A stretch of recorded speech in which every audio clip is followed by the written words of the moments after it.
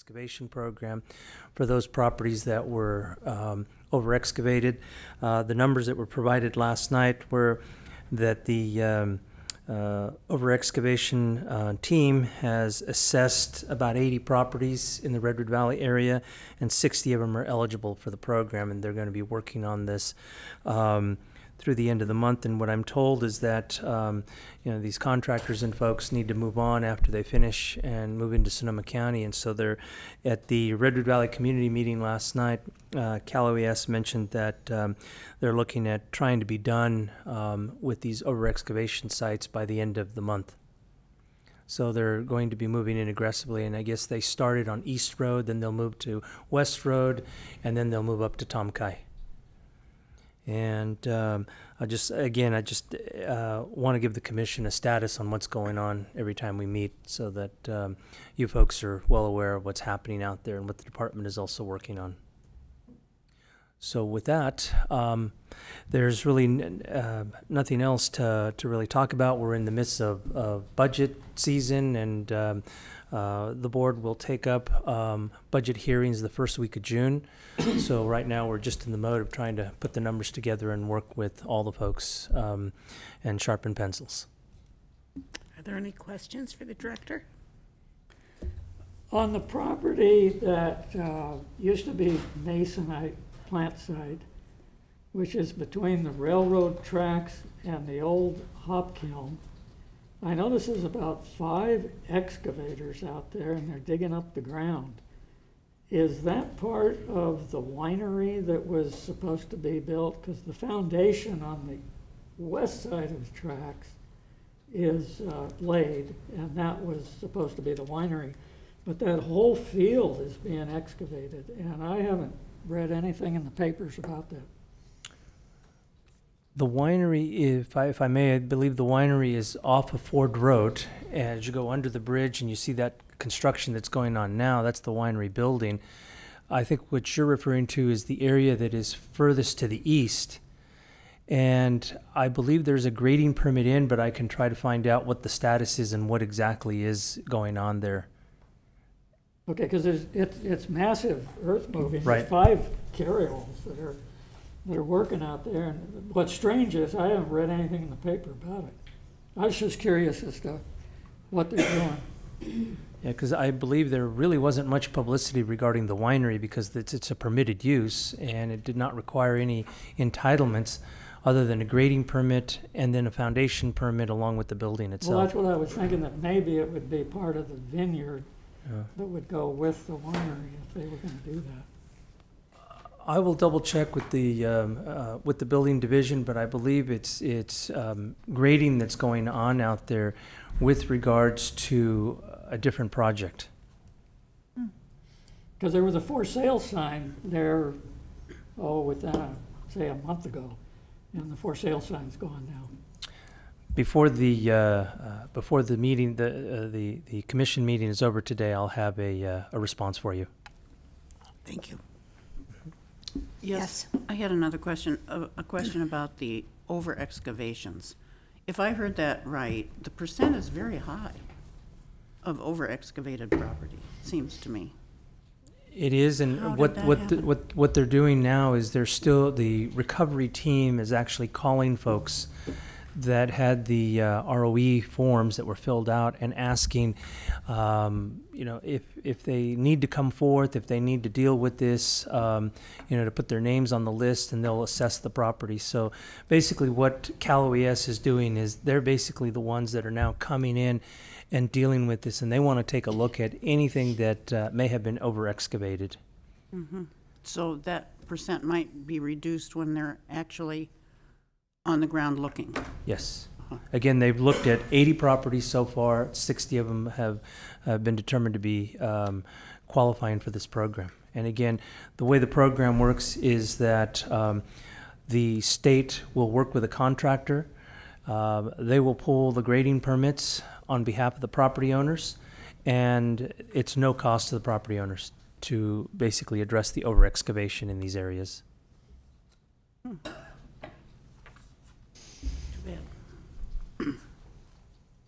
Any more questions? Thank you. We'll look forward to your answer about the Masonite Yes. area. Now is the time for matters from the public. The Planning Commission welcomes participation in commission meetings. This item is limited to matters under the jurisdiction of the commission that are not on the posted agenda and items which have not already been considered by the commission. No action will be taken. Is there anyone who wishes to address the commission? Seeing none, we will move on to the consent calendar. There are no items on the consent calendar, so we will move to item 6A, case UR 2016-0008. If I may, Madam Chair, I'll start this off by stating that Eduardo worked on the project. I will be here to assist because I worked on the original permit back in my youth. Gotcha. And so I have a little bit of familiarity with the project, but I also, for the record, want to indicate that the purpose of the renewal is required under the LCP because we are not allowed to issue permits for longer than 5 years in the coastal zone. And that's what keeps requiring the applicant to keep coming back every 5 years and renew the permit. It's basically the same status, the same process, everything's going, except that, again, the LCP requires that they go through this renewal process. With that, I'll turn it over to Eduardo. Good morning. So this is a coastal development use permit and reclamation plan to renew the extension of the existing Hillside Quarry mining operation for additional 5 years. The extraction, cumulatively, it's 75,000 cubic yards, and that means 15,000 cubic yards maximum per year. The original permit, as Nash mentioned, it was back in 1994 through KCDU, Coastal Development Use Permit 794, which was granted by the Planning Commission in 1985. The applicant, Ronald McMahon, is requesting an approval of a coastal development use permit in the renewal of this one for the operation located within the coastal zone near the community of Westport in the county. The applicant is requesting nothing but the renewal of the existing 15,000 cubic yards rock per year for every 5 years, since that's the maximum renewal period per the coastal plan, per the LCP. And this is the renewal of CDUR 794/2011. The project was referred to the agencies about a year ago, and there were no comments or no complaints in regards to this project received by our office. The key issues were double-checked as in the past for general plan, zoning consistency, and the SMARA, the Surface Mining and Reclamation Act regulations. And everything, it's, as in the past, everything is fine so far. Every year, the mine, as any other mine in the county, they go through an annual inspection. We check for the financial assurance cost estimates to see how much would it cost to reclaim the land and make it usable for any other sort of use aside from mining or industrial. And that is the goal, and so far this mine has been very good at keeping itself inside the perimeter of what was granted, and there was no issue. Right now there's no current violation on the site, and it's been in the past the same case. Key issue number 4, environmental review. There's nothing really to point out. There's no real risk. The only reason that the only area of concern maybe will be because of the river, which runs west of the mine site or in the site. However, the operation, it is really not encroaching any inside the riparian or the water of the creek.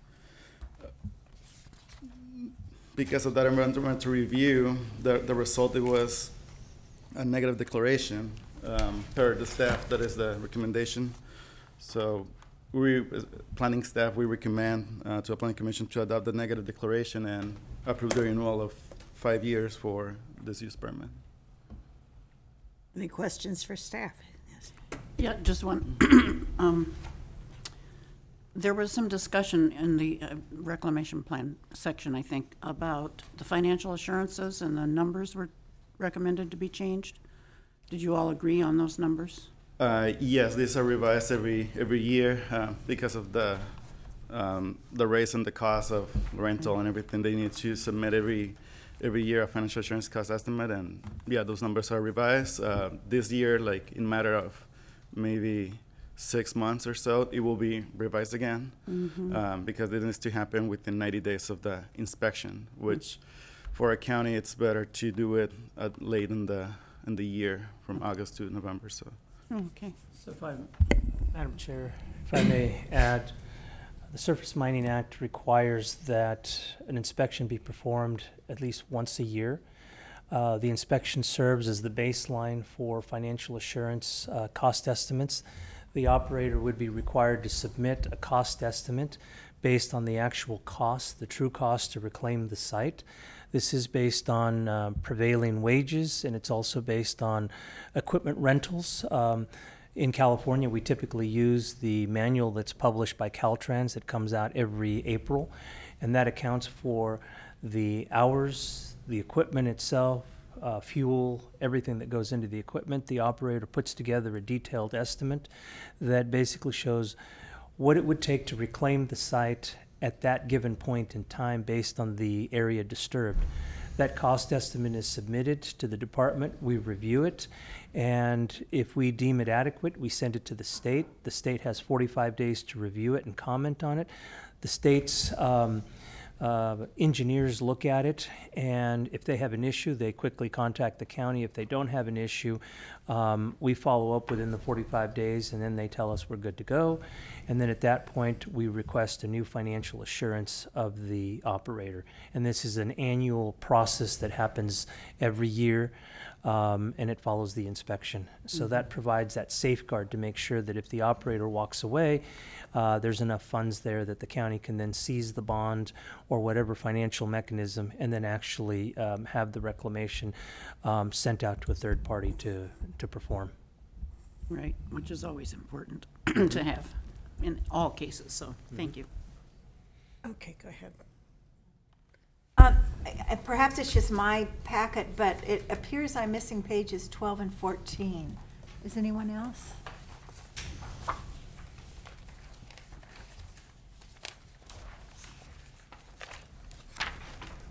Which 12 and 14? That would be an attachment 1, sorry. It goes 9, 10, 11, 13, and 15 on my packet. It's towards the end, attachment 1. I assumed it. We do have 11 and 12. Oh, this is to the initial study. Oh, yeah, I see that. I just didn't notice the.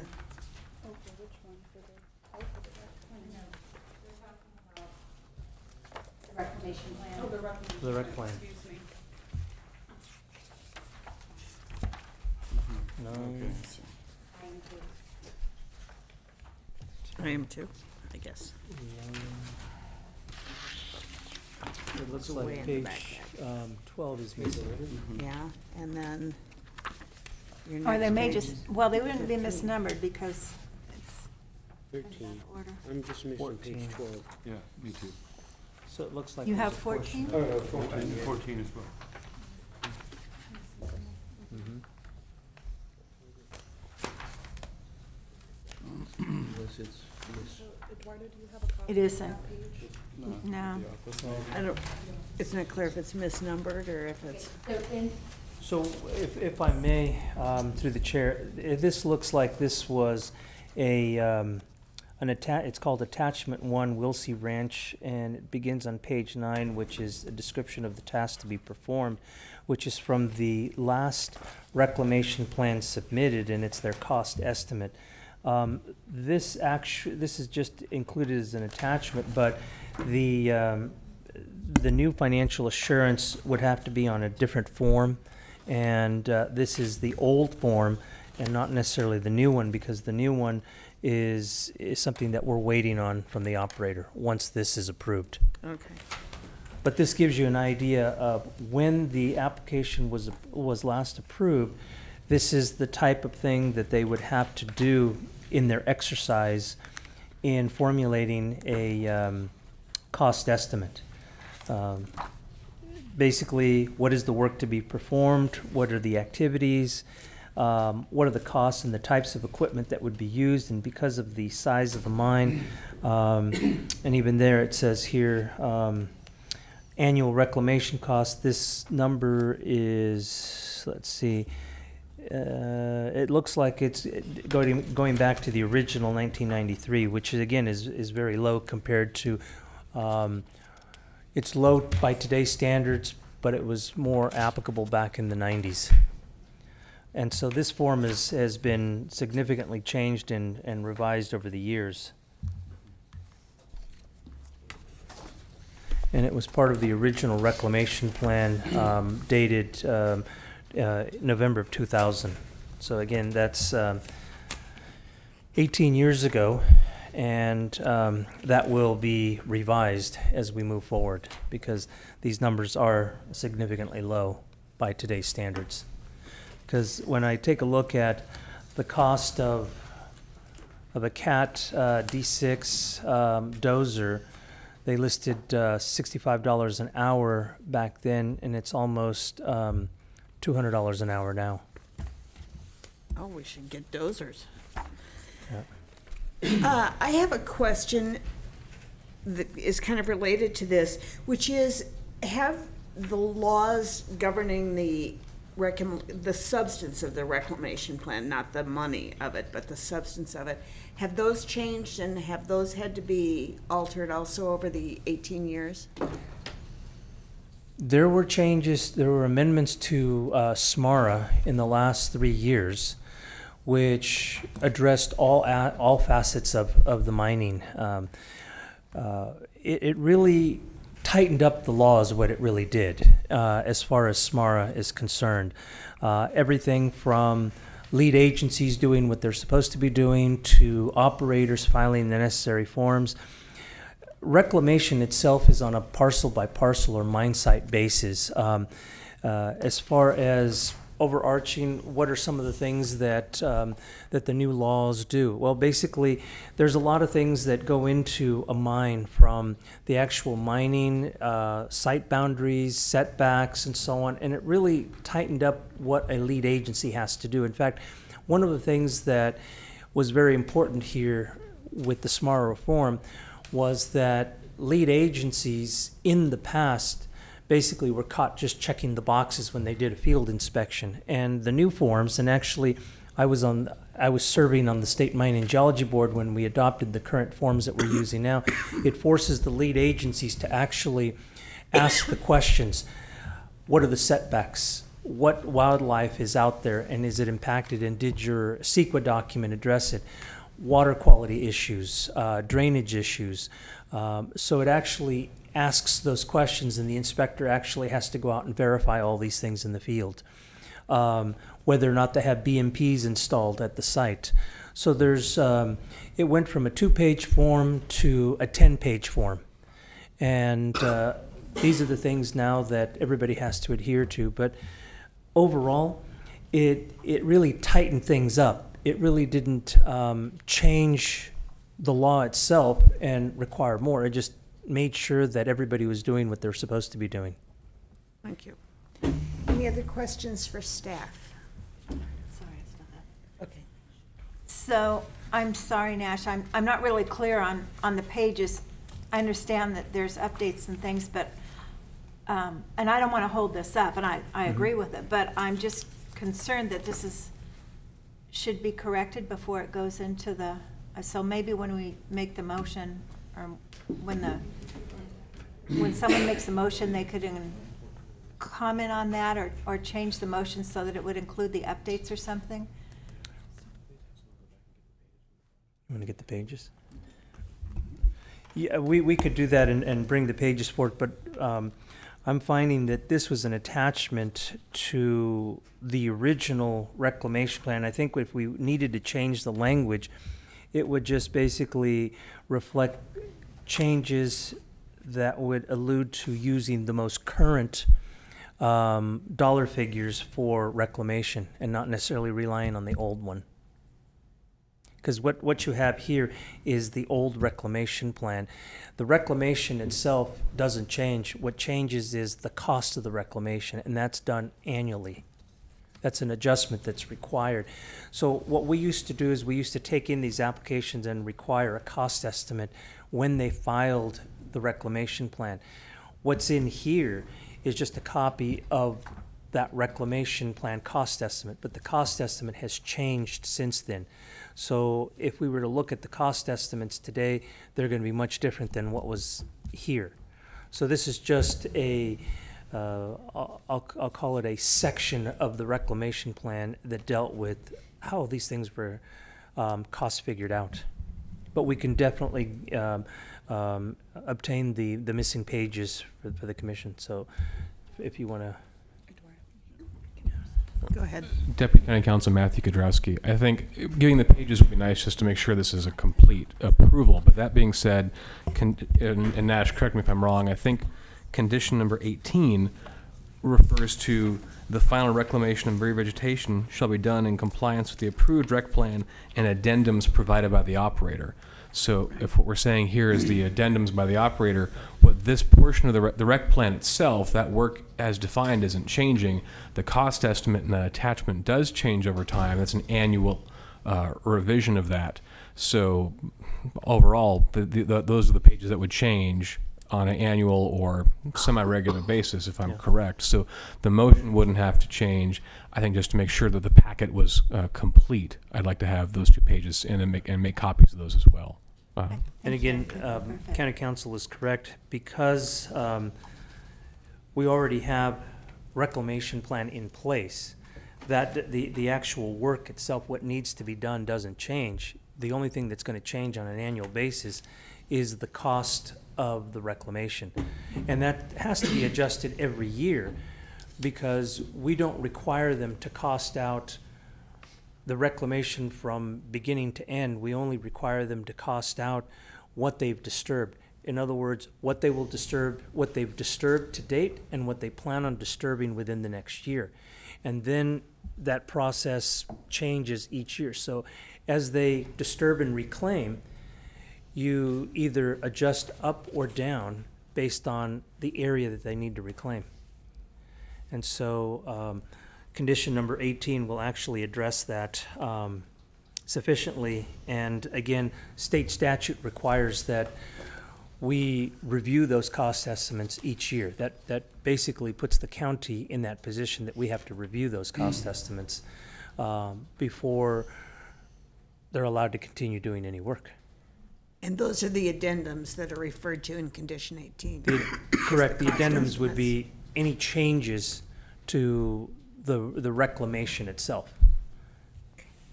And I had one other question, just out of curiosity more than anything. You mentioned this has to be updated because it's in the coastal zone every 5 years. When do areas outside the coastal zone need to be updated? If I may, through the chair, outside the coastal zone, it is based on the Planning Commission's discretion. There are permits that run between 5 years and 30 years in the county. The cost of preparing a reclamation plan and doing mining these days is costly and is time-consuming, and generally it's more feasible for a mine operator to have a 20 or 30-year reclamation plan in place. What triggers the changes is when they modify or want to mine outside of their boundaries, and they would come back before the commission and ask for those changes. But in the coastal zone, because of the way the LCP was written back in '85, it basically requires that any mining operation be reviewed per the LCP every 5 years. So basically, we cannot approve a mining operation for a term longer than 5 years. But outside, it's up to the commission. And I don't know if you know the answer, and perhaps the applicant's here. I'm just curious what the cost is to have to redo that every 5 years in the coastal zone.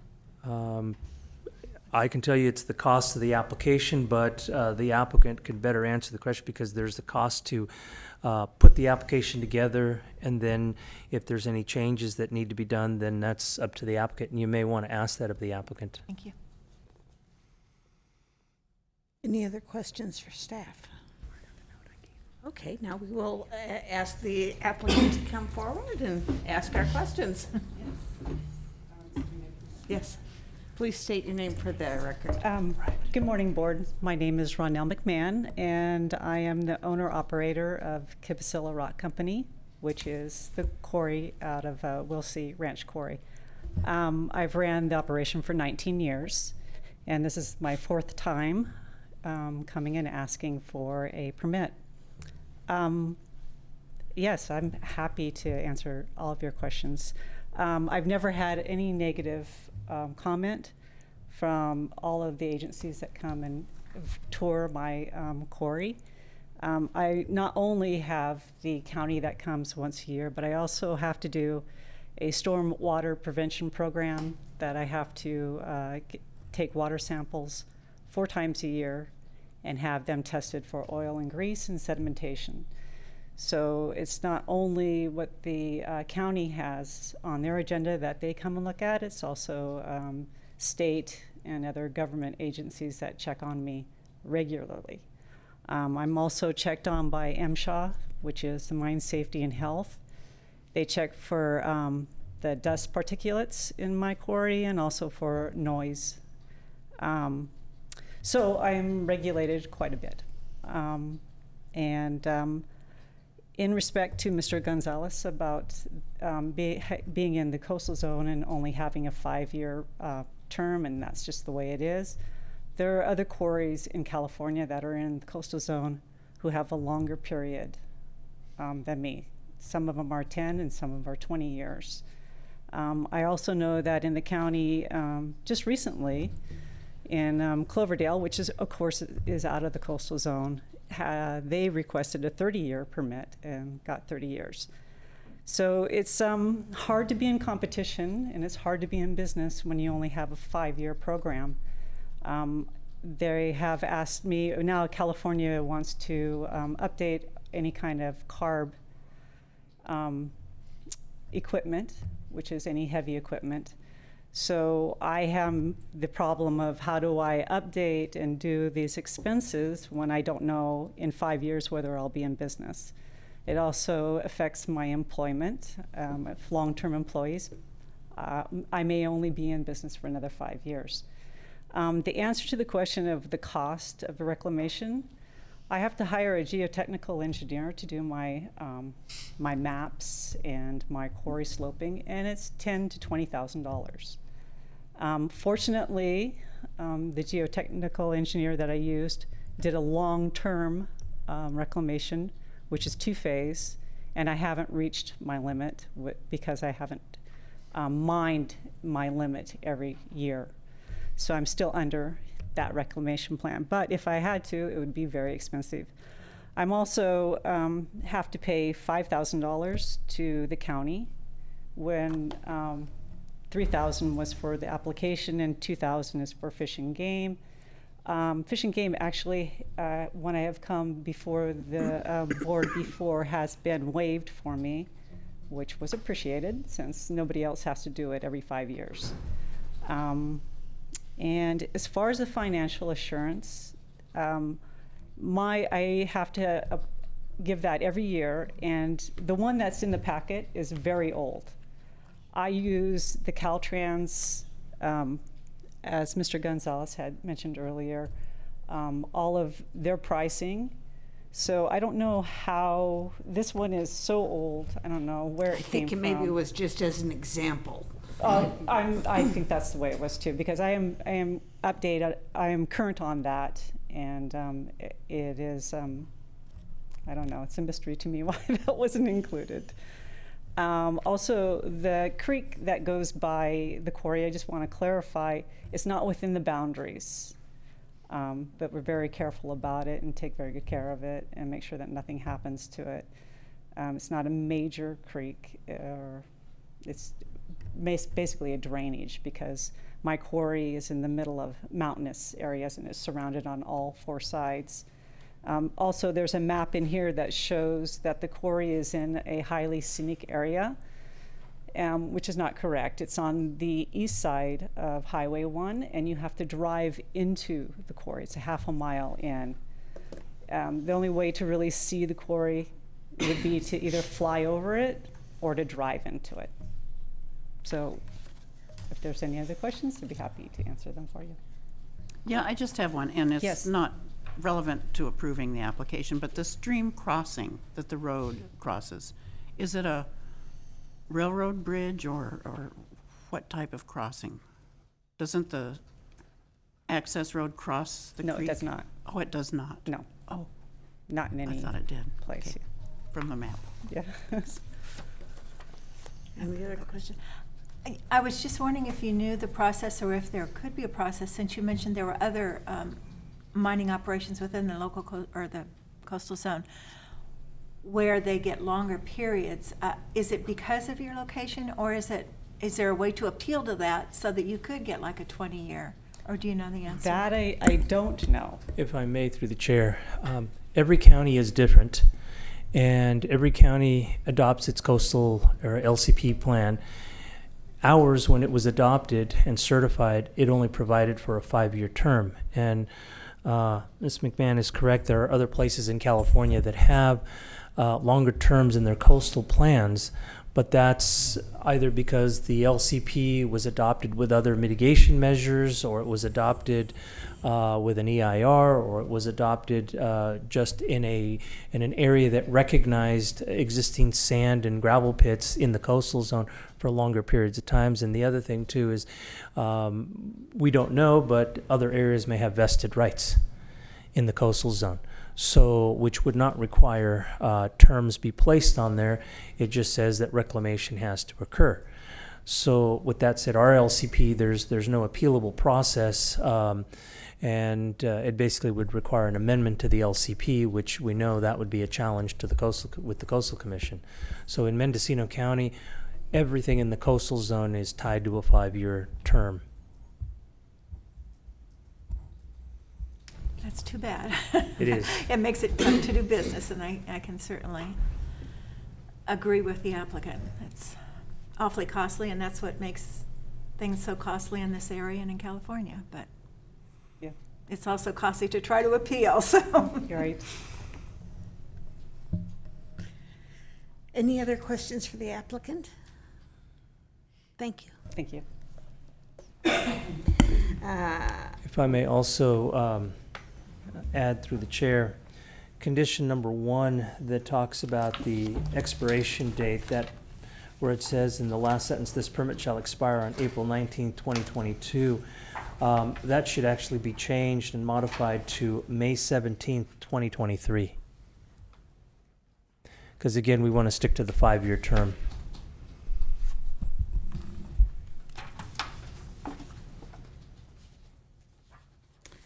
Okay, any further discussion among commissioners? No, I would certainly agree with the applicant. This is not a visible site, so we do not have to worry about the I scenic. had no idea it was there, and I go to Westport Right, somewhat it's frequently. behind, it's way behind that ridge, and you don't see it. Somewhere in this packet, I thought I read that it wasn't visible. It It isn't. is not. Yeah, but I mean, I thought I read it in here, so I'm a little confused about where it indicates it's visible, but it doesn't matter.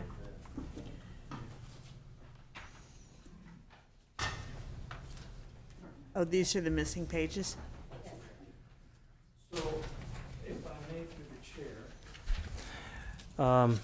Eduardo has also passed out a cost estimate on the new form that's dated May 13, 2017. This was the last one that was submitted last year, and this one actually shows that the cost to reclaim the site as of last year was $35,862, and that is based on last year's figures, which again gives the commission an idea of how much the cost of reclamation has gone up since 2000.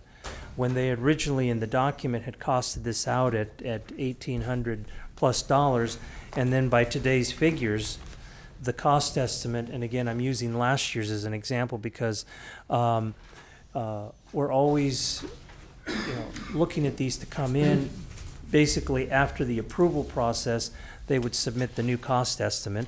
But this is using last year's as an example of 35,000. So again, I just wanted to point out that the difference in the reclamation costs based on the area disturbed and the area to be disturbed in a given year.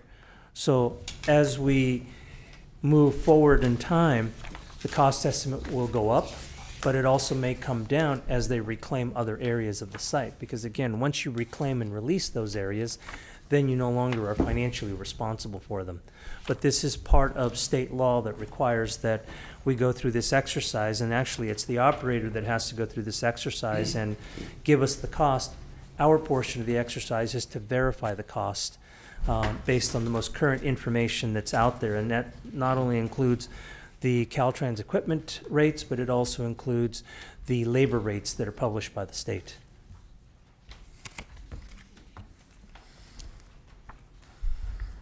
Any further questions or discussion? Are we ready for a We're motion? ready. I would move. Oh, right, I forgot. Oh, yeah, to do the that's public right. hearing. At this point, I will open the public hearing for any members of the public who wish to comment on this item. Seeing none, we will close the public hearing and return to the commission. So the Planning Commission by resolution adopts a negative declaration and grants a surface mining use permit and reclamation plan renewal for the project UR 2016-0008 as proposed by the applicants and based on the facts and findings and subject to the conditions of approval, with a change in condition. Oops, where did I leave it? Condition number 1. It was condition 1. Condition 1, for the date to say May 17, 17th, 2023. 2023. And to note that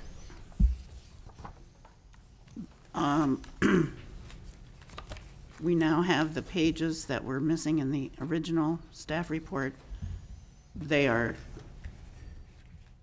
to complete the example of a past reclamation cost analysis. Does not have anything to do with the current conditions of approval. And that'll do it. We don't need to include the adding of the pages into the motion. We do or don't? We do not, ma'am. That's fine with me. It's not important. Second? Steve. Thank you. We'll have a roll call. Second.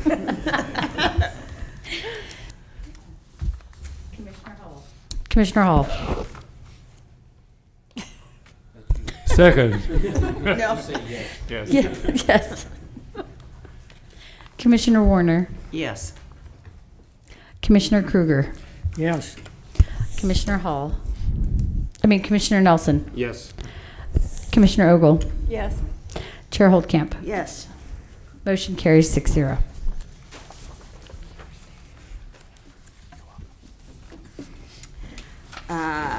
We will now move on to case 6B, U 2017-0018.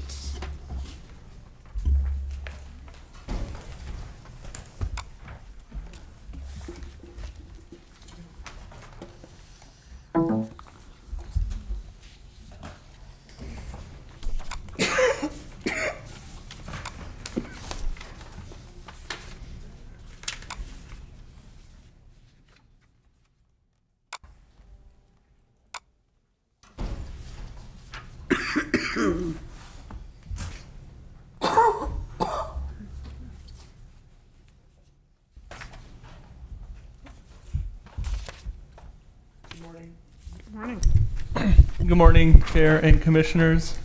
Sam Vandy Vandewater, Planner 2 with the Planning and Building. Today I'm presenting 2 use permits. This is the first one, U 2017-0018. The permit is a request for transit habitation campground consisting of 12 campsites.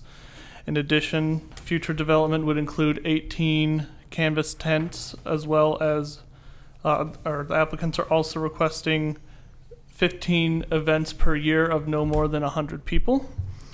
The project is located on 20 acres, about 4.5 miles east of the historic center of historic town of Mendocino, on the west side of Little Lake Road. Get a little closer. Yeah. It's the parcel is under a forest land general plan zoning and a timber production zoning district. Just to give a little bit more about the project, again, there's 8 to 12 campsites, which are just going to be people bring their tents and place them on the ground. Additionally, there will be in the future 12 canvas tent sites, which will be how to explain it. There'll be canvas tent walls and roofing on a raised platform.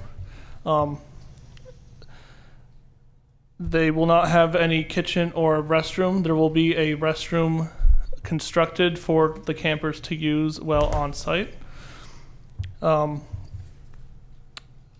location or the parcel is mostly forested. It's this northern parcel here. Get it close up. The field in which they will be camping is roughly right here. It's a little difficult to see because of the shadowing in the trees, but there is quite an open field right here. There also exists a vacation home rental roughly in this part of the parcel. As I stated earlier, the parcel gains access from Little Lake Road right here and is within a CAL FIRE responsibility area. It does not have any water or sewer access. It has an on-site well and septic system that will be utilized for the campground. There were no major concerns from any agency. The only real big condition that I got was this from DOT as well as CAL FIRE for making sure that there's proper fire responsibility and evacuation plans set in place in case any fires occur. The project was found to be consistent with the general plan and the zoning district, and it met the use permit findings. And the project received an initial study which determined that there would be no major impacts to the environment due to the project, and staff recommends approval with the conditions. Any questions? Yeah. I wonder if we could look at, in the initial study on page 9, the top statement of no impact to, this is groundwater, hydrology and water quality. Okay. And it says that as seen as attachment K, it will have sufficient groundwater supplies. But attachment K doesn't really give us that information, I don't think. Attachment K is just says that it's what type of groundwater availability. Right. I can amend the initial study to correct that. I don't know what you would say. I don't have a recommendation, but it sounds as if it has been proven that it has sufficient water, and it's really just the map showing that right. It's likely. Yes. We do have a condition from Department of Environmental Health that the applicants will need to submit a 17-hour water test. Right. So that would also provide proof of the water. Right. Right. Yeah, I'm confident that they'll have to show that they have enough. Yeah. Is that a part of attachment K? Apparently attachment not. K was the water resources map. It shows like if water resources are critical, marginal, plentiful. So I'm not really sure how we're changing it, or if you're asking for a change. No, okay. I don't think we have to. I just wanted to point it out. On page 2 of the summary, I guess, or the background,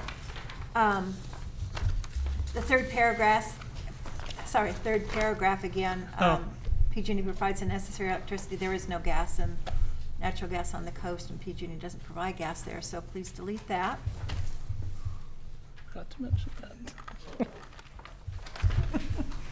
I caught that this morning. I'm going to teach you. And then on page 3, down where it's A, B, under the B, I think it should read... The or again. Thank you. And then I just really had some questions. Under the Exhibit A, page, well, there's no page number on it, but the first page under Exhibit A, 6D as in dog. I'm going to read it because I don't think I understood it, and there is a little bit of an error there. A final judgment of a court or competent jurisdiction has declared one or more conditions to be void or ineffective, or has enjoined or otherwise prohibited the operation of one or more such conditions. And I deleted that or in there because I think that wasn't supposed to be there, but could you explain that condition? What that means? Thank you. Deputy County Counsel Matthew Kudrowski. So that's part of a condition saying that the permit is subject to revocation or modification in certain circumstances. So the last of the circumstances would be if a court has given us an order or enjoined, as in an injunction, the operation of certain things. If those things happen, then this permit may be revoked or modified. Thank you. And should the or not be in there? We can delete the word or. Okay. And then on the next page under aesthetics, I'm just kind of curious about the, it says here outdoor lighting shall be turned off at 8 p.m. in the evenings. But on number 22, under noise, where did I read that? I didn't think it was consistent. Yes, in number 22, it says 8 a.m. to 11:59 p.m. daily. As far as the hours, so I guess I have a little bit of a problem with it only going to 8 o'clock, but then here it says midnight for the event. So We can amend condition 9 so that it's more consistent with condition 22. So are you making that midnight then? For events, yes. Okay, thank you. And then on 15A, I think there's a couple others, but I'm not really sure. Address must be posted at the beginning of construction, maintained thereafter. It shall be posted on both sides with an S of a mailbox or posted at a driveway entrance so it's visible, et cetera, et cetera. And then it goes into refactorize contacting. I think it's supposed to be contrasting with background color. I think you're right. Which condition? Oh, so 15A.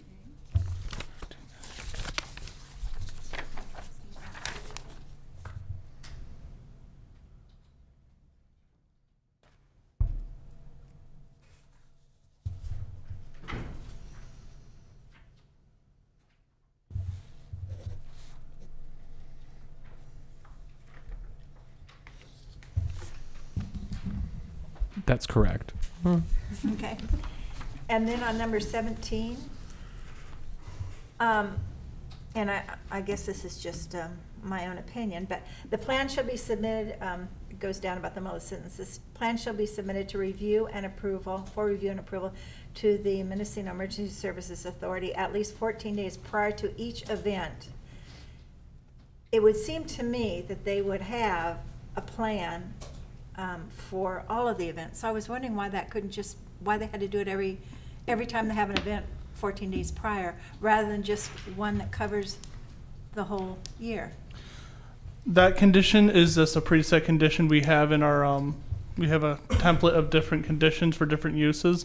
So we tend to grab those conditions and place them on if they're related projects. So I believe that that was from previous event permits. And as I would have expected, Julia to correct me if the 14 days was too much, too frequent, or not. So I have a question. If they gave them one report for all the events that year, wouldn't that be at least 14 days before any one event? Oh, good point. Julia Acker, Senior Planner, for the record. Yes, that is correct. So it could be one plan submitted to them for all the events. It's just specifying which dates those events are occurring. So that can be the challenge, is not always will you know all the events that you intend to hold for any particular year. So that certainly can be dependent on how many events they already have planned at the time when they submit that plan. Okay, yeah, I think I just interpreted incorrectly. Thank you, Greg. And then I just had a question again on number 25. The last sentence, it says concrete driveway shall not be permitted. I wondered why. Is that a new ruling or what? That was a condition requested by DOT. Amber is present. Amber from DOT is present, so maybe she can provide a little information onto that. And before we get to Ms. Munoz, right now I have 3 conditions that have been modified. Condition 9, 15A, and 17. I feel like I'm missing one. Condition 22 was mentioned, but it's not going to be amended. Thank you. Amber, please step. Thank you. Is this on? Good morning, Amber Munoz, Department of Transportation. Concrete driveways are not allowed under our road standards. They have to be asphalt concrete, which is different. And to my knowledge, if I remember correctly, the applicants have already satisfied that condition since we provided it, so they're done. They have asphalt concrete driveways. So that's throughout the county then? Yes. We don't allow concrete driveways anywhere. And the reason? It makes it hard for us with maintenance because it's different, because we use asphalt concrete for our paving. And when we do maintenance, we can accidentally damage the concrete driveways, and we don't want to be responsible for that. That's one of the main reasons for that. Okay, great. Thank you, Amber. Did you have any other questions for me on the transportation questions or conditions? Thank you. Thank you. At this point, we'd like to invite the applicant to comment.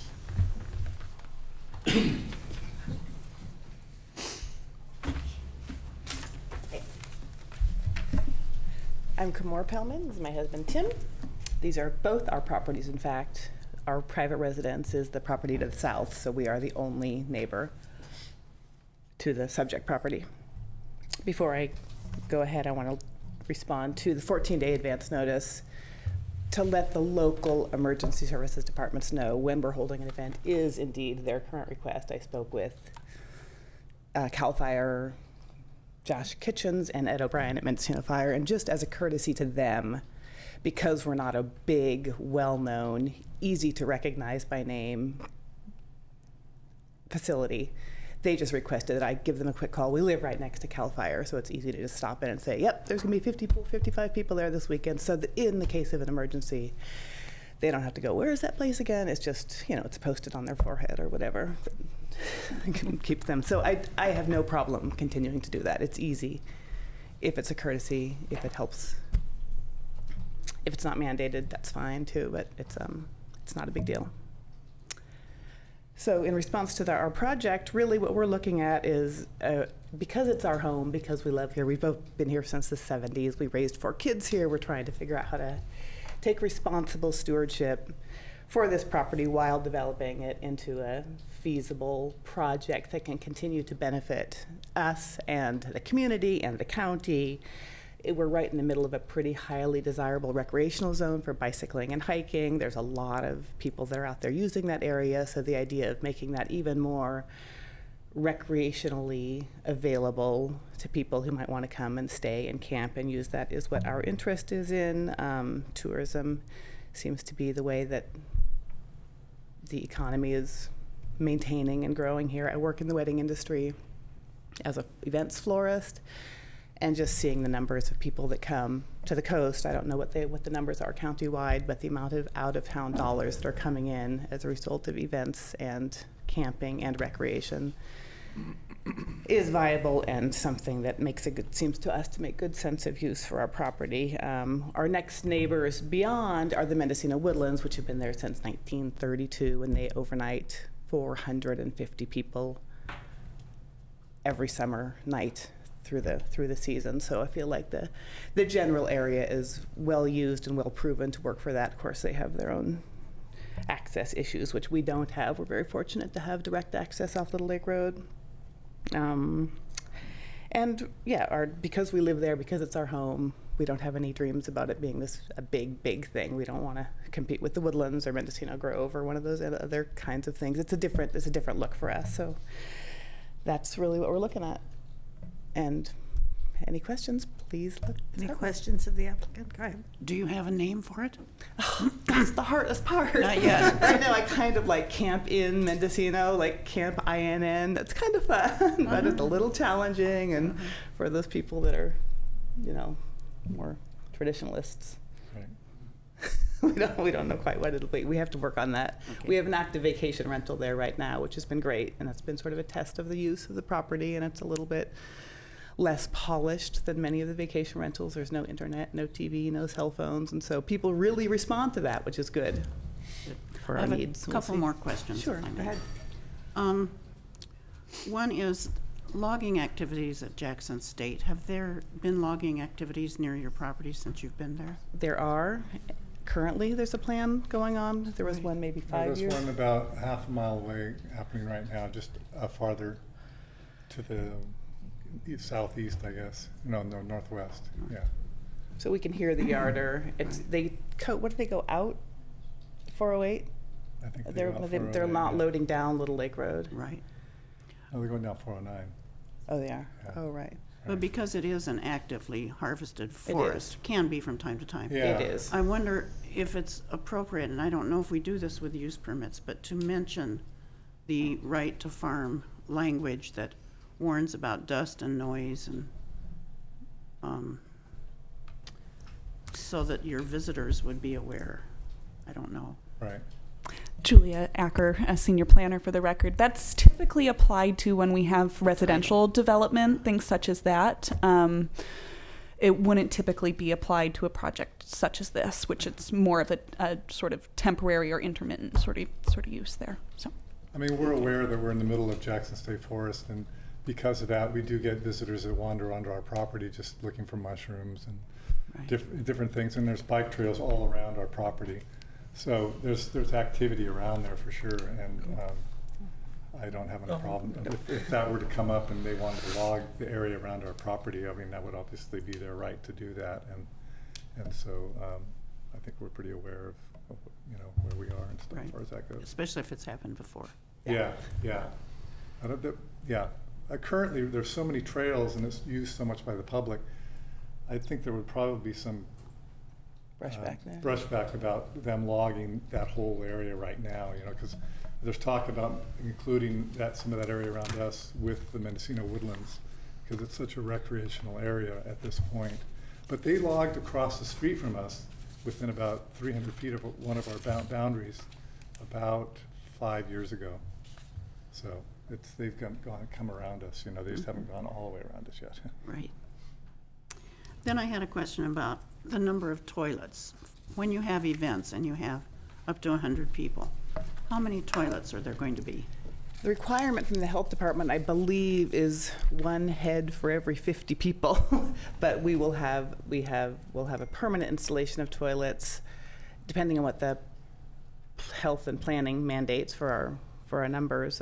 We'll follow their request, and then you can bring in these portable units as need be. But our numbers are not so high that seems like that will be required often, or we'll just follow the standard, whatever the health department or the plan says. Go ahead. Vandy, planner. I spoke with environmental health, and I believe it's actually one toilet for every 100 people. So, and which yes, is quite a Better lot. not serve beer. Bad ratio, but from my conversations with the land use department is 1 toilet per 100 people. Wow. Well, we're currently, right now, we have 2 toilets on site, and we're going to put in a bathhouse, and right now the preliminary design is for 2 more toilets there. And so, yeah, we're new at this too. We're trying to let you guys tell us how to do this, so. But I do think the 1 per 100 is a little low. Depending on how local the people are. I've been at events and involved with events for 106. And we had 2 toilets. We rented a porta potty, and 3 was not enough. Yeah. Right, yeah. So you really. Well, that's the thing. may Events, need to do people the tend to be porta potty more often consuming than you beverages. think. Yeah. Yeah, we prefer to have people use the toilets than the woods, Yes. Okay. I think, I did have a note here. I'm curious about TPZ, because it's zone TPZ. There currently is not a reduction in taxes paid for this parcel. Is that correct? Unlike an ag preserve, where taxes are reduced when it's in a contract, when the land's in a contract. With logging, isn't it differently? I think in a TPZ, you pay the taxes when you log it. Would you like to hear from the forester? Yes. Yeah, there you go. The land is taxed at a rate that is set by the State Board of Equalization, and it's a favorable tax rate. It's a very low tax rate. And the purpose is to pay the property taxes when timber is harvested. So most of the property tax is paid on a yield tax basis. But in this particular case, by being TPZ, they are getting a favorable tax treatment, with the whole idea being that the main bulk of the property tax would be paid when a harvest occurs. But I was going to make the comment, I'll go ahead and make it now.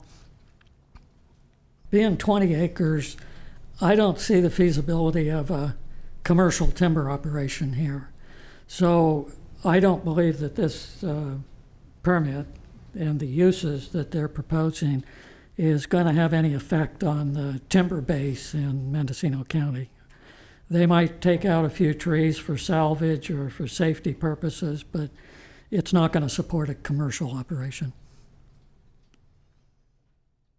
But it is a favorable tax treatment. And very similar to ag preserve. yeah, okay.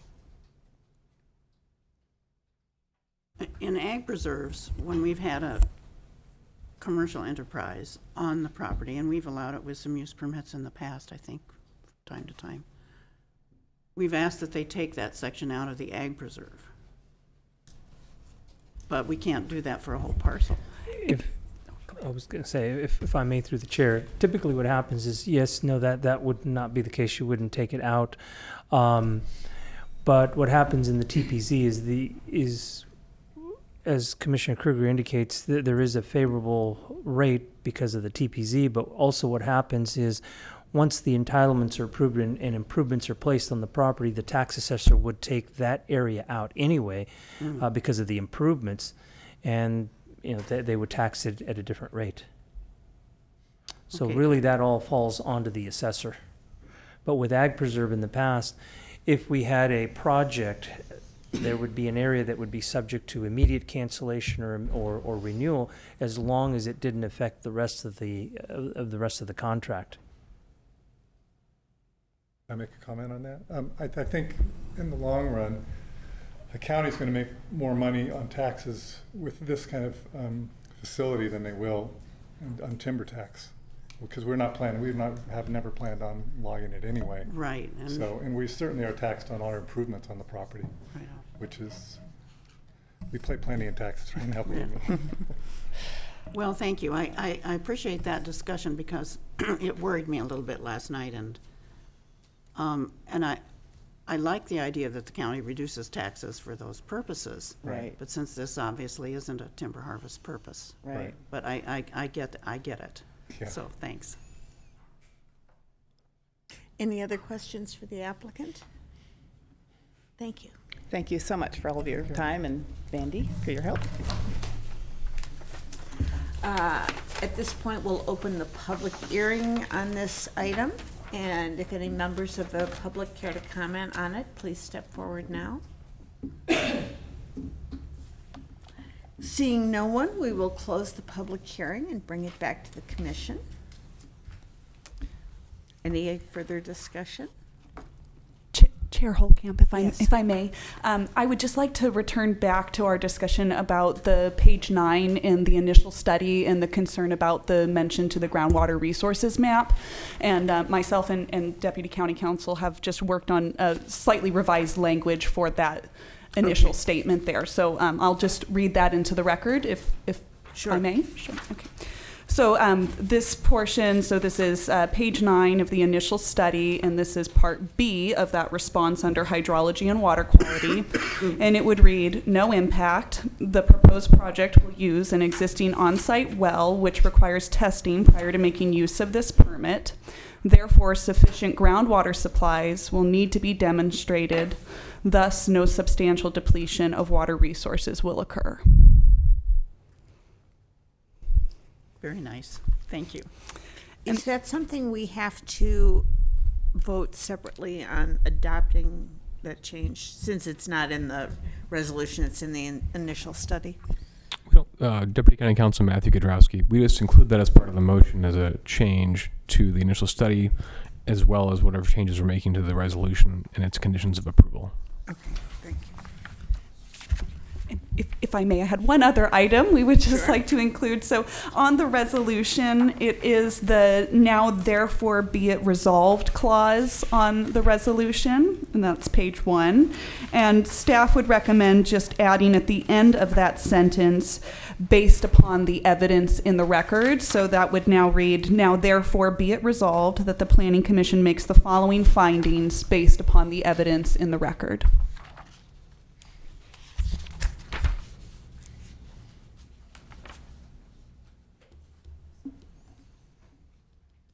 Okay.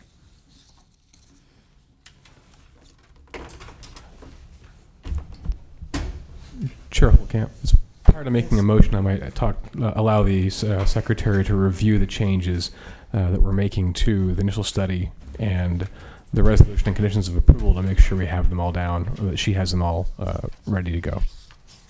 Works for me. You want a break? Yeah. Oh, it's a good time too. Okay, we are going to take a brief recess, no more than 10 minutes, and we will let Victoria get on with her motion language.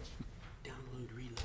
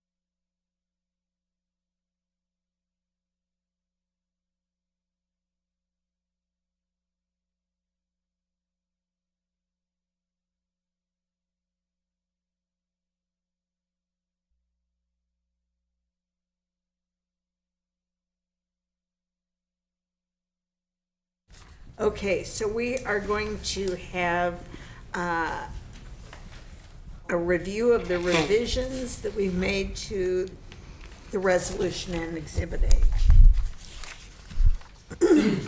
The amended motion will be, by resolution, the Planning Commission adopt a negative declaration and grant use permit for the project as proposed by the applicant based on the facts and findings and subject to the conditions of approval and modifications to page 9 of the initial study and conditions 9 and 15 that were made at hearing.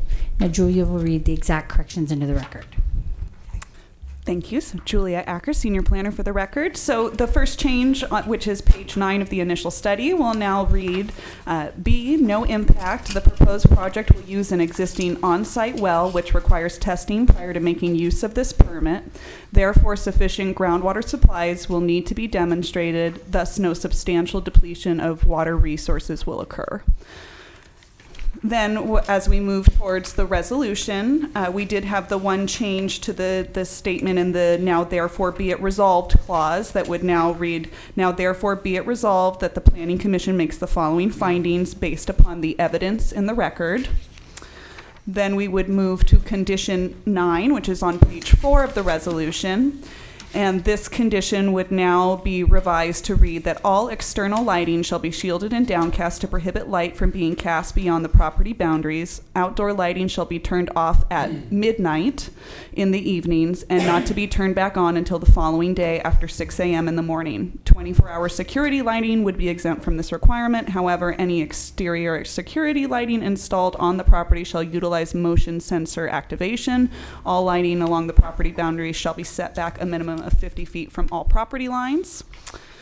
Now moving to condition 15, the only change is to condition 15A, so I will just read the portion A. This will be changed to read, address must be posted at the beginning of construction and maintained thereafter. It shall be posted on both sides of a mailbox or post at driveway entrance, so it is visible from both directions of travel. Minimum 3-inch letter height, 3/8 stroke, reflectorized, contrasting with background color. Sequential numbering issued by Mendocino County will be utilized. Multiple addresses will be on a single post. And that concludes the changes. Any further comments, discussions? Did I do the public hearing yet? Okay. Just one little correction, and I don't know that it was that important, was on Exhibit A, the first page, under D was eliminating the or, but I think maybe Vandy already did that. I don't know. Under condition A, no, sorry, 6D is in dog, page 3 of Exhibit A. It's actually. My apologies, you are correct. That is the change to delete the or on condition 6D. So we would need to modify the motion. So the motion would be stated as written at the end of the staff report, and at the end we would add and modifications to page 9 of the initial study and to conditions 6, 9, and 15A that were made at hearing.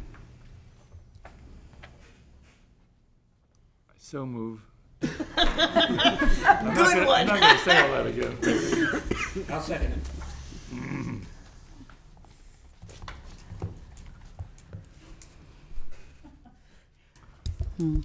Commissioner Nelson.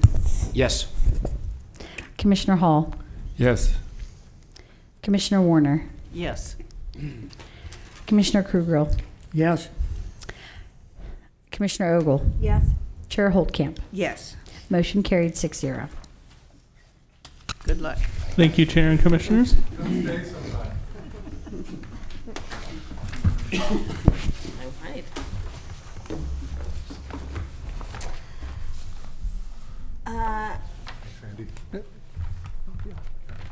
I guess we don't need a recess because we just had one, so we will move on to case 6C, that is U 2017-0024. We're all really curious.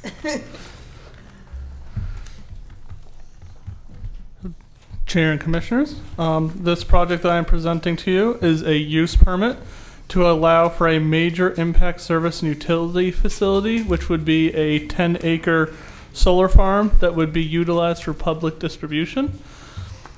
The project is located roughly 1.5 miles east of Willits Town Center on the north side of Central Valley Road. Get a little closer. The parcel is 39 acres and it is zoned ag both for general plan and its zoning district. A little bit more on the project. The solar farm will be roughly 4,200 panels across 10 acres, and it will be serving the Sonoma Clean Power grid. It will be supplying to that distribution system. The modulars will be able to follow the sun. They'll be on an axis system, so it will go from east to west. The use permit would also allow for the development and construction of some smaller aspects, including signage, fencing, electric control enclosures, and security lighting. The parcel itself is it's partially a field, which is where the solar panel is going in this area.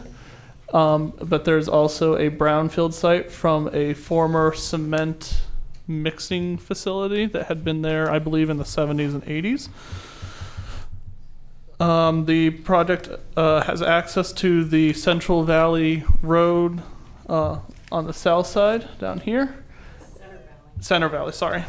And is located in the Little Lake Fire Protection District. There were no major concerns from many of our referrals. The only big concern, I guess, would have been from fish and wildlife. There was the occurrence of the Baker's Meadow foam flower. There's a condition in the resolution to allow to have the panels avoid that area. And actually, I got a map, a site plan, which you should have received. Come on, what? I gave you that packet. Oh, so you did not receive them. But the applicants have allowed for the 2 areas in which that flower occurs, so they will be avoiding that area per one of the conditions. The project was found to be consistent with both the general plan and the zoning district, as well as meeting the use permit findings. And Commissioner Ogle, there's that or again. So I'll make sure we get that. And then regarding environmental protection, other than the Baker's Meadow foam flower, which again we have the condition to avoid it, there were no significant impacts indicated for this project, and staff recommends approval.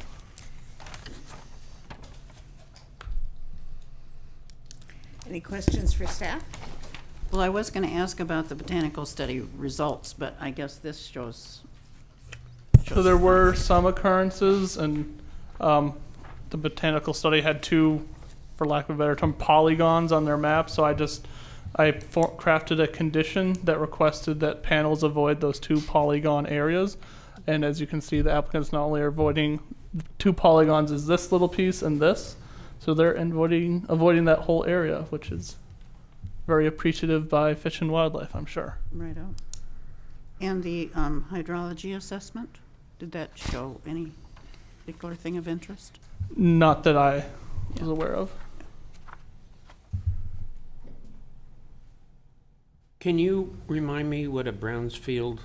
A brownfield site is a piece of land that had former development on it, but that development has been removed, and that site it's not fully remediated, but it's in the process of either natural or person-led remediation.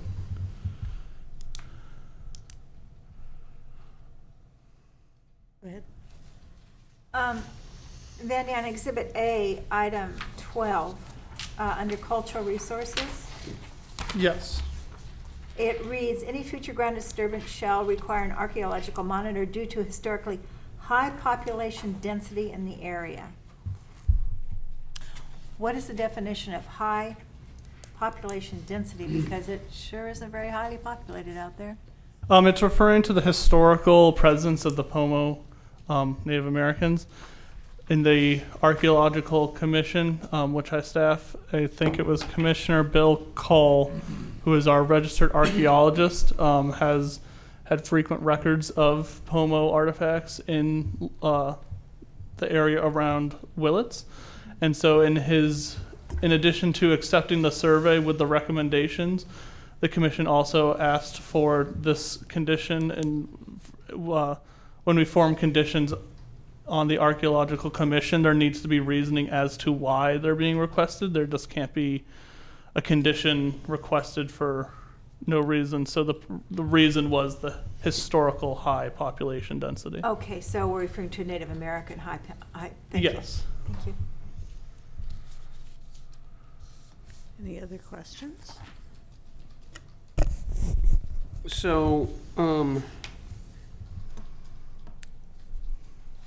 number 12, any future ground disturbance shall require an archaeological monitor.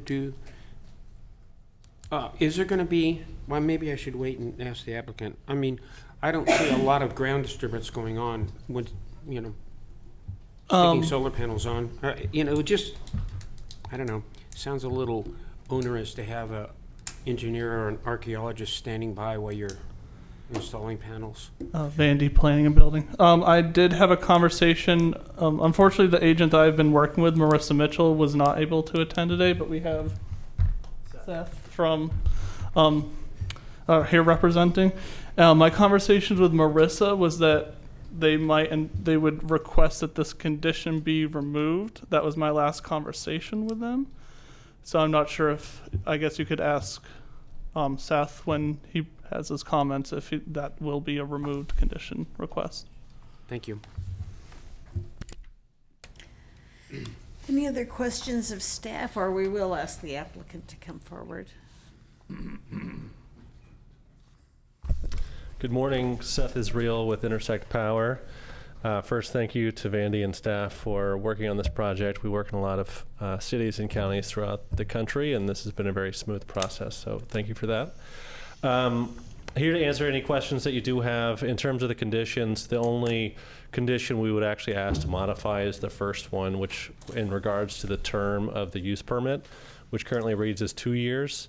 We would request that it be modified to 4 years, and the reason for that is while we would like to start construction on the project next year, a lot depends on the cost of the equipment, and over the next 5 years, it's estimated to come down significantly in terms of the cost. So if we're in a position where it's only feasible if we start and buy all this equipment a couple years down the road, we would like the flexibility in terms of the use permit time frame that we would have to start the project. Other than that, we're fine with all the other conditions, including the archaeological monitor. There's so little ground disturbing activity at the site that it's not a big burden to have someone out there to make sure that we don't encounter human remains or some other culturally significant factor out there, resource out there. So you only have to have somebody there when you're actually just disturbing ground. So we have a couple of, obviously the apron that goes into the site, the drive apron, a couple of inverter pads that we have, the interconnection spot. So just some foundation work, nothing too substantial. But actually, to put the panels in, you don't need ground disturbance. We're not going to do, mass grading or something like that across the site. So really no, removing of topsoil and that sort of thing for the project. How exactly do you do it then? I mean, the site's nice in terms of it's totally flat. So if you have topo challenges, you have to smooth those out, and that does require a little bit of cut and fill. But for this site, it's completely flat. So we would just mow the existing vegetation and lay down. What attaches the panels to the ground, though? We drive posts into the ground. Gotcha. So you have a rig out there, and it just hammers a steel post about 7-8 feet into the ground. Gotcha. You just don't want them sailing off in a high wind. No. Nor do we. No. So are these panels going to be real close to the ground, or are they going to be elevated? They're typically about 4 feet off of the ground. They rest in a flat position when the sun is not shining, and then obviously when the sun is shining, it's tracking the sun, and it's about 8 feet off the ground at the top end. So I was just wondering how you maintain all the grass. We typically mow. Okay. You can mow it. We 4 can feet. mow in Okay, between. You know, there's spacing in between all of the rows. It's not tightly packed in there. Thank you. And the grass doesn't grow that much right under the panel. Well, I could see grazing goats under it. We have had sheep out there. Yeah. Goats will chew the wires, so they've been problematic, but sheep are friendly for this. Generally, though, you'll have a fence around it to keep people out, vandals. Correct. And animals and wildlife. Correct. Yeah.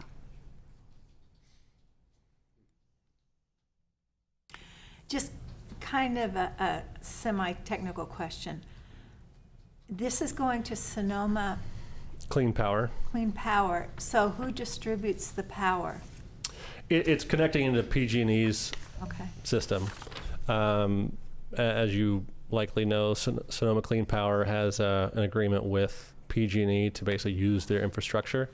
Obviously, Sonoma County is a part of Sonoma Clean Power, and Mendocino just joined, I think, last year. And so we would just we interconnect into the grid, and then in terms of where the power flows and where it goes exactly, that's up to PG&E and Sonoma Clean Power. But it's basically a relationship between those two entities, and we enter into a long-term agreement with Sonoma Clean Power to buy and sell the power. So if I read this correctly, you're putting in enough panels to conceivably serve the city of Willits, is that correct? No, it's just about a 1 megawatt, just under 1 megawatt. Okay, thank you. It's been a while since I've looked at the stat, but I want to say that's 3,000 or 4,000 homes. Okay. Just about all of Willits, isn't it? Maybe that is the town of Willits. Right on. So it could be. It seemed like a lot, but maybe it is just for the city itself. Any other questions for the applicant? One, but it's probably to address staff, is changing it from 2 to 4 years a problem? Julia Acker for the record, and we've reviewed the code section about it, and it really does provide flexibility that the commission can specify a time. If no time is specified, then the 2 years is our standard requirement. That is the minimum, but an additional time can be specified for that.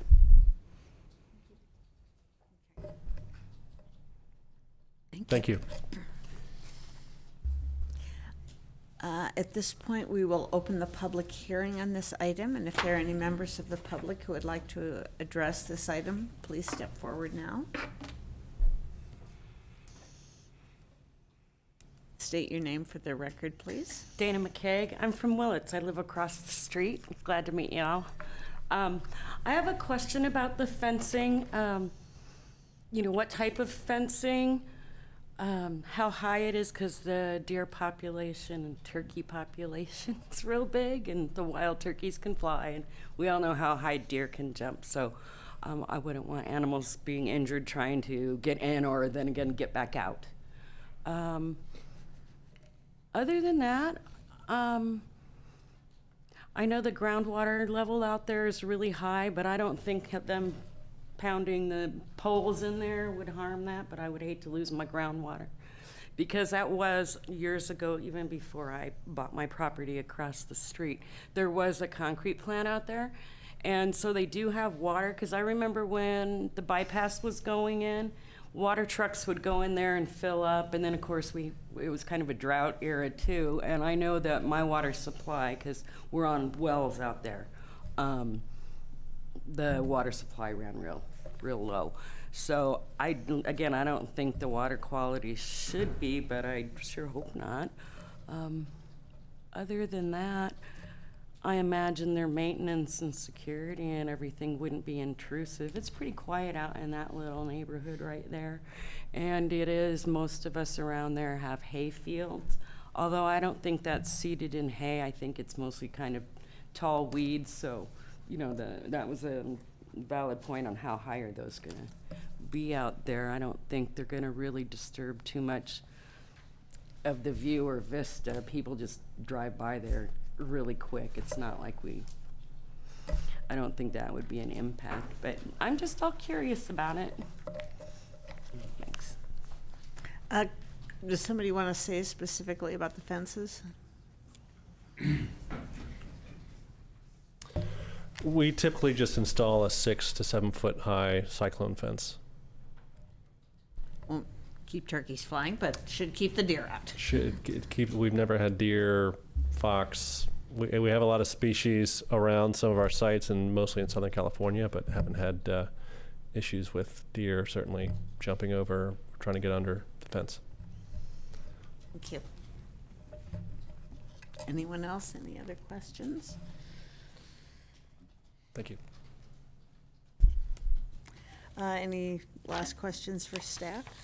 Well, I broke out this nice portable general plan that's so easy to carry around compared to the one I used in my youth, Greg too, and Steve too, and before we revised this thing, to look at our energy policies. And sure enough, of course, I remember the working energy group. So policy RM53 says encourage the installation of solar or other renewable energy systems to adequately address year-round needs. So there we are.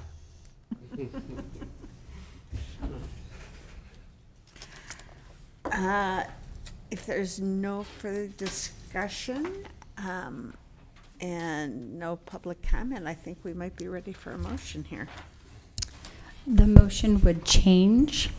At the end of the motion written in the staff report, we would need to include and modification to condition 1. Right.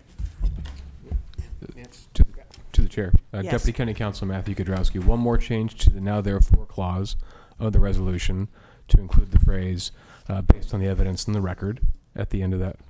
And then also, can we close the public hearing? Oh, yes. Sorry. Public hearing is closed.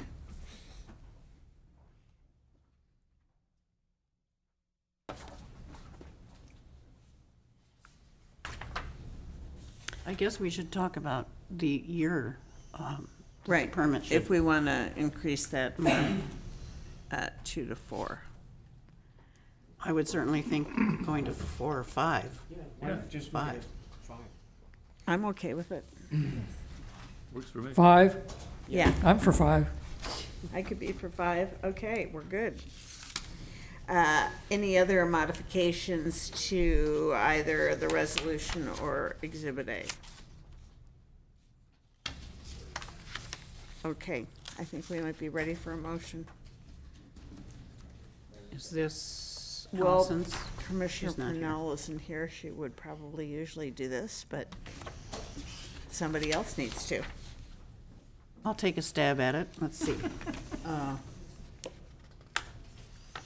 I make the recommended motion with the modifications that have been suggested and are on the record. Is that good enough? Should I be specific? I would with say the conditions of approval and modifications to the resolution and condition 1. that? And, okay, and condition 1, yeah. And also 6D, with the deletion of the word or. And the removal of or. Right. Oh, second. If it hasn't Great. been seconded, sorry.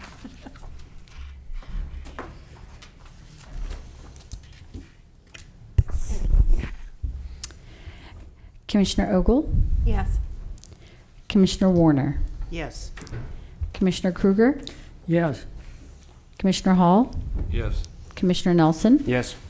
Chair Holtkamp. Yes. Motion carries 6-0.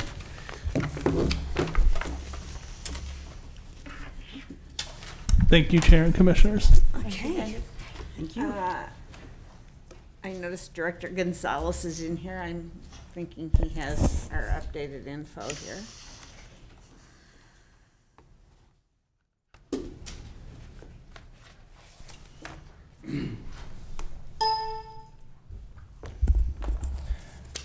Madam Chair, members of the Commission, Nash Gonzalez, Interim Planning Building Services Director.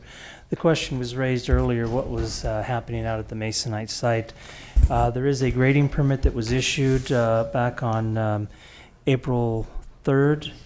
What is going on out there is the soil work that's happening is there's an addition of over 200,000 cubic yards to basically raise the area out of the floodplain. And like I said, the grading permit was issued. It's issued to Marino Properties, and the work is being conducted by Gelati Brothers. Also, there is a lot of other activity right next door. There was a permit issued for the construction of a 43,200 square foot building, and that has already been issued, and that's for the Big Daddy project. And then at this point at 650 Ford Road, there is currently another permit in process again that would also encounter some grading. And again, that's likely to be issued this week. So there is activity going on out at the site or sites in that area. So you will see some earth moving activity followed by some construction. Thank you.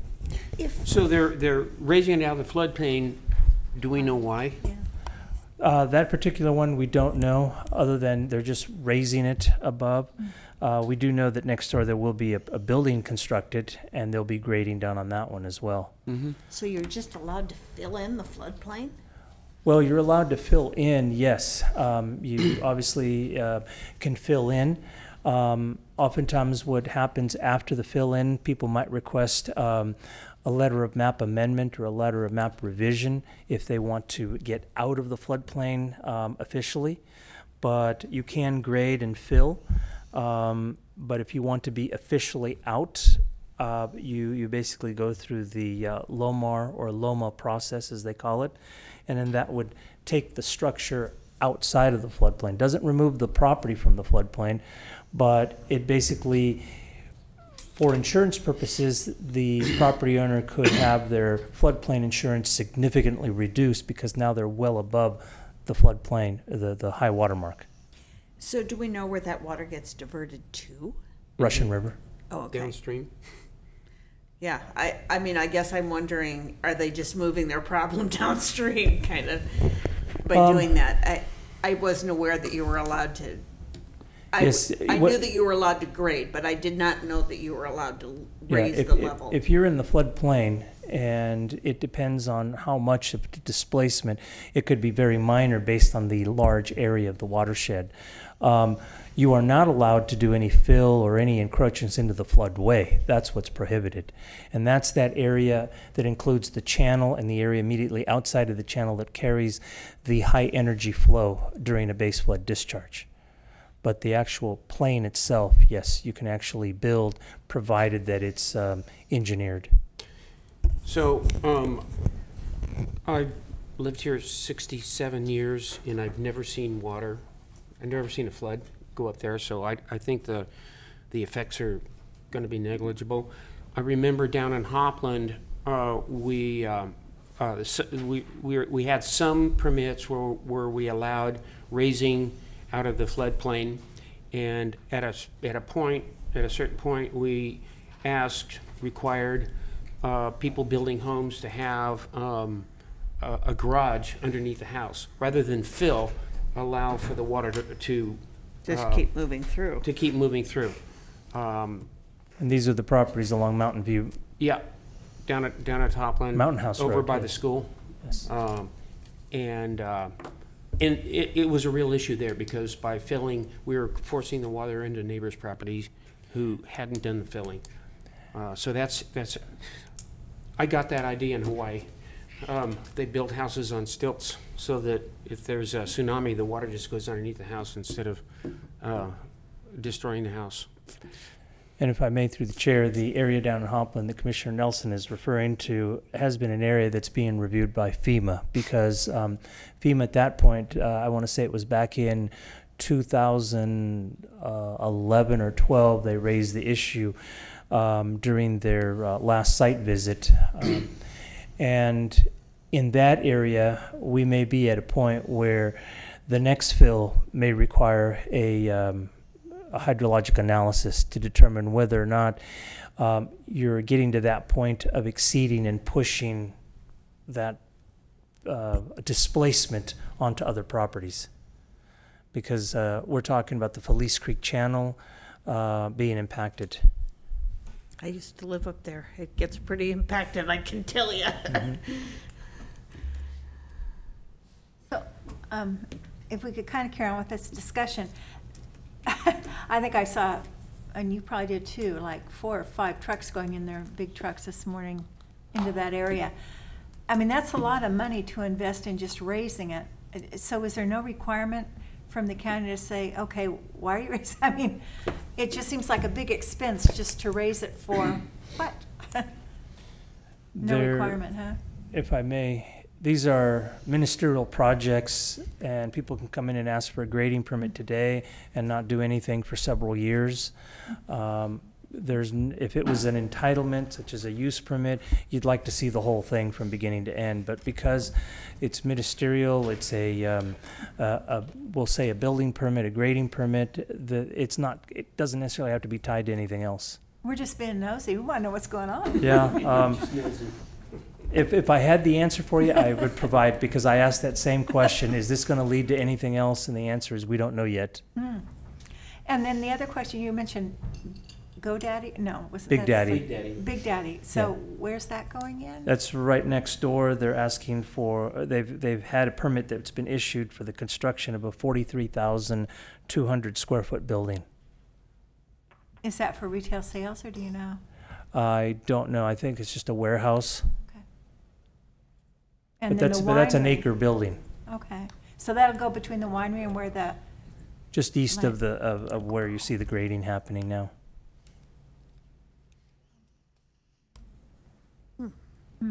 I'm going to get right in my car and go look. Yeah. They supply all the dope supplies of 1 acre. Okay. Are we done with this matter?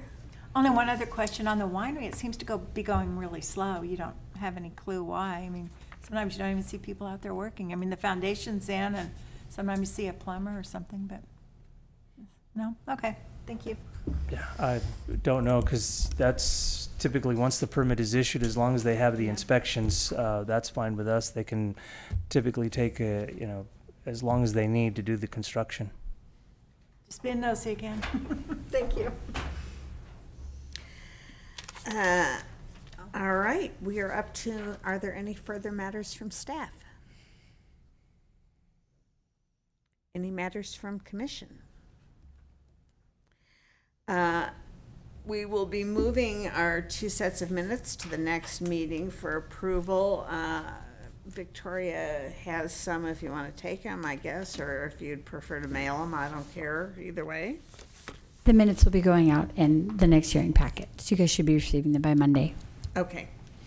And our next meeting is, do we have that scheduled? June 7th? It is, okay, 7th. So we do have a pretty good agenda for that, or? Yes, we have an agenda, and I'll be sending out the hearing packets tomorrow. Thank you. All right. I guess we're up to adjournment. Oh, I have something. I just realized that it is Roger's last meeting. No. And so thank you so much for your service. Well, I would like to thank all of you folks. It's been a very, very good experience, 4.5 years, and this will be my last meeting. And I think the county of Mendocino is really in a good position having the commission that it has, because everybody seems to work together very, very nicely. And this has, for me, been a very good experience. And the staff has been outstanding in giving support. But yeah, it's my last meeting. Well, it's been a pleasure.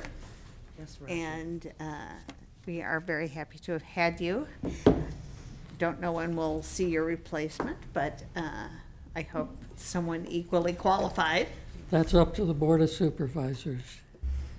Are they addressing it now, or? Yes, they are addressing it. The Navy taught me a long time ago that you never leave your watch station until you're properly relieved. And so I have offered them a candidate, and it's up to them to do what they want. So when you say that, does that mean that if they don't appoint somebody by the June 7th meeting that you would be attending? No. Okay. No. Just to be clear.